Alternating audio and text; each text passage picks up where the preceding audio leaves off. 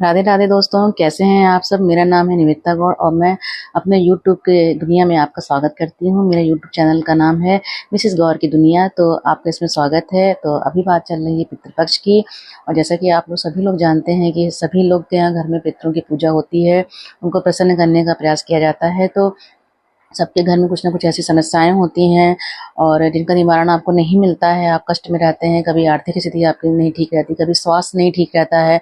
तो आप कभी भी गौर कीजिए कि आपके यहाँ भी दादी नानी होंगे, जो आपके पूर्वज होंगे, और हमारे यहाँ भी जैसे भी होते हैं, वो हमेशा आपको बताते हैं ना कि आप ये उपाय कर दीजिए, चुटकी भर चींटियों को वो खिला दीजिए, या फिर शक्कर डाल दीजिए, या आप पीपल के पेड़ में जल डाल दीजिए, ये कर दीजिए।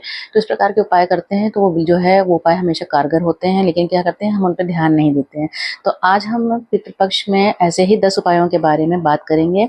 इनको करने से हमारे कष्ट निवारण होंगे, और हमारे ऊपर अगर पितृ दोष है तो वो उससे हमें मुक्ति मिलेगी। हमारे जो रुके हुए कार्य हैं वो खत्म हो जाएंगे, मतलब कि उन पे जो भी बाधा है वो खत्म हो जाएगी और वो संपन्न होंगे और हमारे यहाँ शुभ होगा।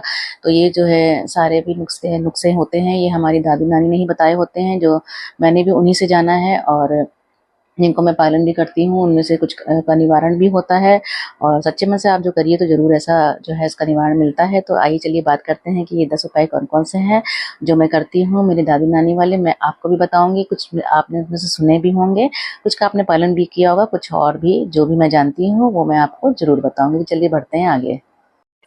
तो चलिए बात करते हैं पहले उपाय के बारे में। तो सबसे पहले सबको पता होगा कि जो हम लोग चींटियों को है और चींटियों को आटा खिलाते हैं, कुछ करते हैं ना, ज़्यादा चींटियाँ आ जाती हैं कुछ भी है, तो उसी तरह से पितृपक्ष में आप क्या कर सकते हैं, आप अपने दरवाजे के मेन गेट के दोनों चौखट की तरफ दोनों साइड में आप ना चुटकी चुटकी भर आटा दोनों साइड में डालिए। उससे क्या होगा कि आपके जो भी काम अटके हुए होंगे किसी कानूनी कार्रवाई में, या फिर आपके पास कोई शुभ समाचार बहुत दिनों से नहीं आ रहा, कोई मंगल नहीं हो रहा, किसी का विवाह नहीं हो रहा है, इस प्रकार की जो समस्याएं होती हैं, बाधाएं होती हैं, मतलब विघ्न बाधाएं जो होती हैं वो कटती हैं। और 16 दिन तक अगर आपने पितृ पक्ष में इस प्रकार का कार्य कर लिया, दोनों तरफ आटा डाला गया, तो ये समाचार आपको अच्छा मिलेगा, शुभ मिलेगा। तो प्लीज़ ये उपाय करके देखिए, इससे आपको मदद साबित होगी और ये आपके लिए कारगर साबित होगा। तो ये था हमारा पहला उपाय, दोनों चौखट पे आपको थोड़ा थोड़ा चुटकी भर आटा 16 दिन तक रखना है। चलिए बात करते हैं सिंपल से दूसरे उपाय की, कि आपके घर में आपके पूर्वजों की जिनकी मृत्यु हो गई है, तो उनकी आपके पास तस्वीर होगी, फोटो होगी, आप उसको रखते हैं, सबके यहाँ होती है, सब लोग बनवाते हैं। तो बस वो बस लगी रहती है, टंगी रहती है कहीं पे। तो आप मतलब क्या कर सकते हैं, कम से कम 16 दिन तक उन पर आभार व्यक्त करने के लिए, उनका आशीर्वाद पाने के लिए आप जो है रोजाना दीपक जला सकते हैं। वहाँ पे नहा धो करके स्नान करने के बाद आप जाइए और दीपक जलाइए, और उनसे जो भी आपसे गलतियाँ हुई उनसे क्षमा मांगिए, उनसे बोलिए कि अपना आशीर्वाद हमारे परिवार पर बनाए रखें। जो भी बाधाएं हो जाती हैं, पितृ दोष के कारण हो जाता है, वो क्षमा हो और आपका परिवार आगे बढ़ सके। तो आपको बस ये सिंपल सा उपाय करना है कि 16 दिन तक कम से कम रोज जो है दीपक जलाना है पितरों की तस्वीर के पास। ये था हमारा दूसरा छोटा सा उपाय जो आप कर सकते हैं। तो चलिए बात करते हैं तीसरे उपाय की। सारे उपाय इतने छोटे छोटे से हैं, सिर्फ आपको 16 दिन तक करना है।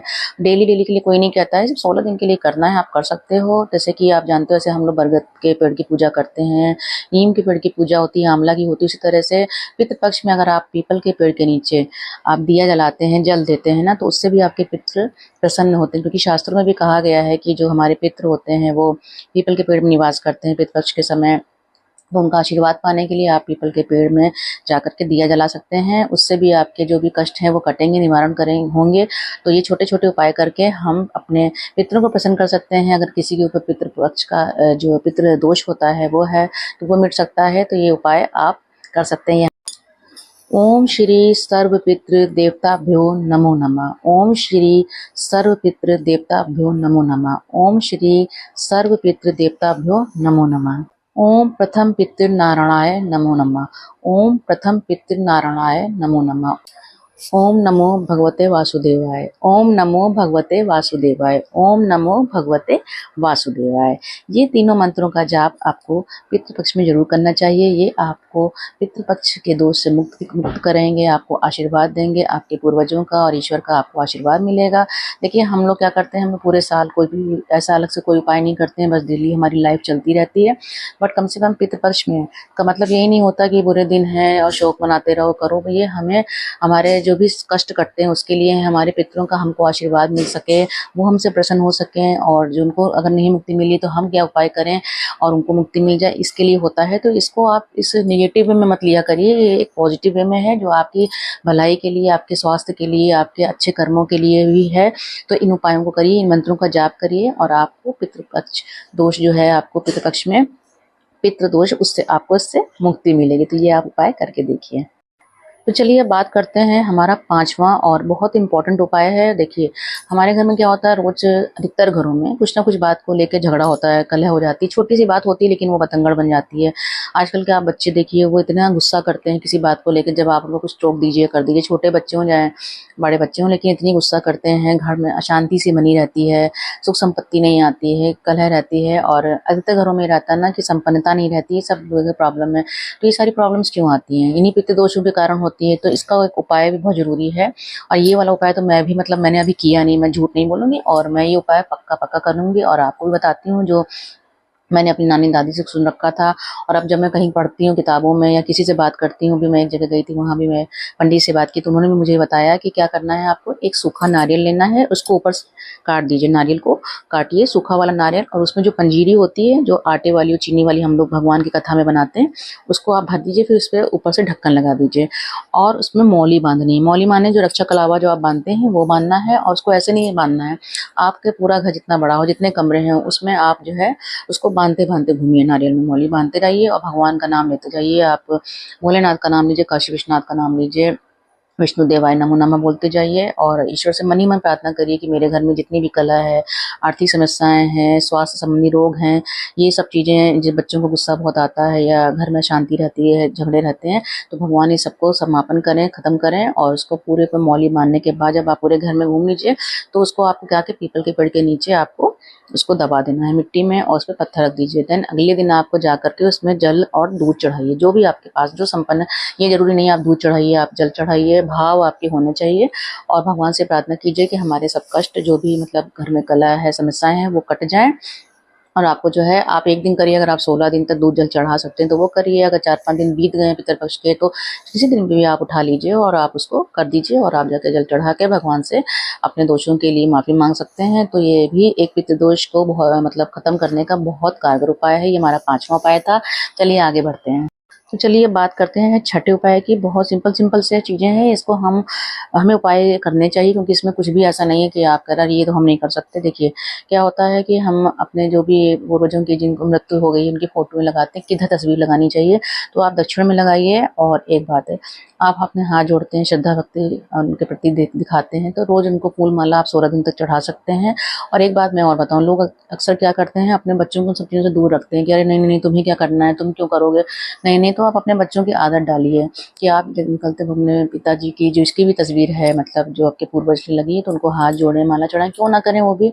ये क्या मतलब है कि अरे तुमसे क्या मतलब है, पितृ में हमें तुम्हारे तो मम्मी पापा हैं, लेकिन क्यों, वो आपके पूर्वज हैं, उनके भी दादा होंगे या नाना होंगे, या फिर जो भी पूर्वज हैं, उनका आशीर्वाद पाने के लिए तो आप उपाय करते हो कि मेरे बच्चों को मिल जाए, वो स्वास्थ्य संबंधी सही रहें। तो क्या आपके बच्चे इतना भी नहीं कर सकते हैं कि आप उनके आगे उनसे बोलें कि हाथ जोड़िए, अपने बाबा के या दादी के जो भी हैं। तो इससे उनको दूर मत रखिए, उनको आशीर्वाद दिलाने के लिए ज़रूरी है कि उनको भी पता होना चाहिए कि पितृपक्ष का क्या महत्व है। क्योंकि आप जानते हो कि आज के ज़माने के जो बच्चे हैं, जब आप तक कुछ बताओ नहीं, हर चीज़ में वो तर्क करते हैं। तो उनको आप शामिल करिए बचपन से, तभी जा करके वो आगे जो है इस चीज़ में शामिल होंगे, वरना नहीं होंगे, और आपका कोई भी पितृदोष से आप मुक्त नहीं हो सकते हैं। तो प्लीज़ अपने बच्चों को शामिल करिए पूजा पाठ में, उनको जो है बताइए, सब कुछ मत कराइए, लेकिन कम से कम इतना तो आप कर सकते हैं कि फूल चढ़वा दीजिए उनसे, भगवान के आगे हाथ जोड़े, पितरों के आगे अपने हाथ जोड़ें, ये जरूरी है उनको भी शामिल करना। क्योंकि जब परिवार के सभी सदस्य मिलकर प्रार्थना करते हैं ना, तो उसकी शक्ति अलग होती है। तो ये हमारा था छठा उपाय।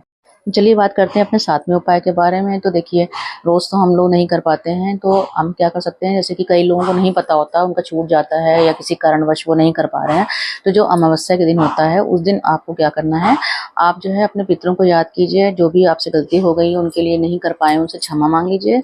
अपने ही हैं भाई, तो ऐसा तो है नहीं कि किसी प्रकार की सजा देंगे, माफ़ कर देंगे आपको। कुछ गलती हो मन में, आप ये भावना लाइए कि हमसे जो भी दोष हो गया हो, गलती हो गई हो अनजाने में, तो माफ़ करें।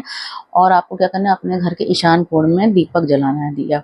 और वो क्या करना है, कैसे जलाना है, तिल के तेल का। और उसमें जो है ना, आप रुई की जो बाती है उसकी जगह आप जो कलावा आता है, मौली आती है, उस लाल कलावे की जो है बाती को लेकर जलाइए। और ईशान कोण में रखिए। डेली आप जलाइए, 16 दिन तक बहुत अच्छा नहीं है तो आप अमावस्या के दिन तो जरूर ये उपाय करिए। इससे जो आपके जो भी रुके हुए कार्य हैं और बाधाएं आपके जीवन में हैं, आर्थिक समस्या हैं, वो सारी समाप्त हो जाएंगी और आपको आपके पितरों का आशीर्वाद मिलेगा। ठीक है, चलिए आगे बात करते हैं दूसरे उपाय की।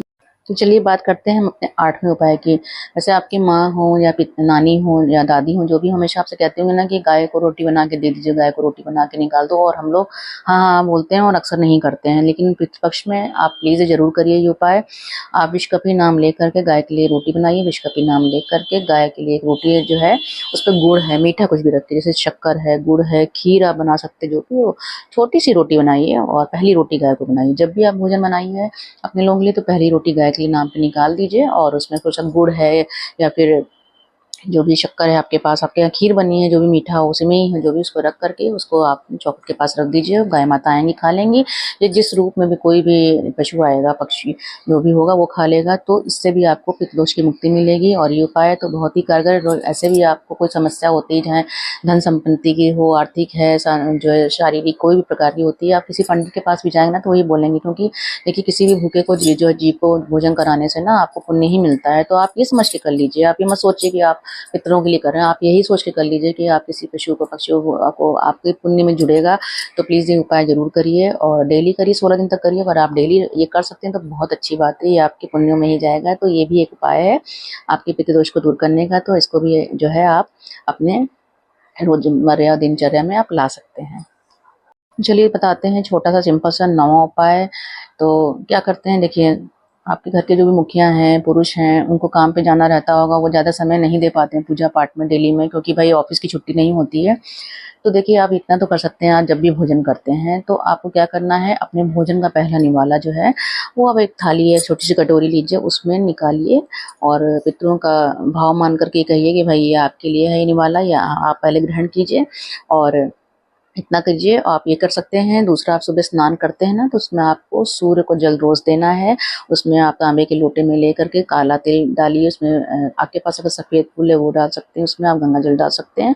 और आप सूर्य को तो आप नहाते होंगे, स्नान करते हैं, सूर्य जी को जल दे दीजिए और वो भी आपको पितरों का आशीर्वाद मिलेगा, आपके पितृदोष से आप मुक्त होंगे। ये छोटे छोटे से उपाय हैं जिनको आप करके आप पितृदोष से मुक्ति पा सकते हैं। ये कोई बहुत बड़ा नहीं है। साथ ही साथ जब आप भोजन का जब करते हैं, बनाते हैं, तो आप गाय के लिए, कौवे के लिए है और कुत्ते के लिए निकाला जाता है, तो आप एक एक भोजन का रोटी, एक एक रोटी बना दीजिए, आप उसमें से एक एक निवाला निकाल दीजिए।